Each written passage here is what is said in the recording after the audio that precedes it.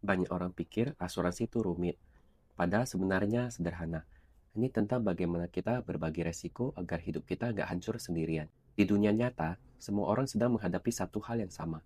Resiko bisa sakit, kecelakaan, kehilangan penghasilan, meninggal atau kena penyakit kritis. Bedanya cuma satu, siapa yang siap dan siapa yang terkejut. Saat kamu bayar premi, kamu sedang patungan dengan jutaan orang lain. Setiap bulan, kamu masukkan sebagian kecil uangmu ke dalam wadah besar, dana bersama. Kalau ada satu orang yang tertimpa musibah, dana bersama itu yang menolongnya. Ini bukan sedekah, tapi mekanisme berbagi resiko. Yang sehat bantu yang sakit, yang selamat bantu yang kena musibah. Nanti saat giliran kamu butuh, sistem yang sama akan bantu kamu.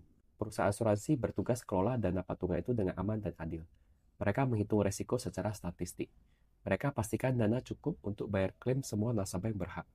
Dan mereka juga wajib menjaga kepercayaan publik dengan audit regulasi dan solvabilitas ketat dari OJK.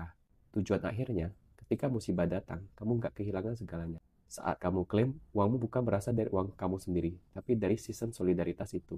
Misalnya, premi kamu 1 juta per bulan. Saat sakit, kamu dapat biaya rawat 1 miliar. Itu karena kamu bukan berdiri sendiri. Kamu bagian dari jaringan jutaan orang yang saling melindungi. Kalau nggak ada asuransi, siapa yang jadi penanggung jawab? Biasanya tabungan, pinjaman, atau orang dekat.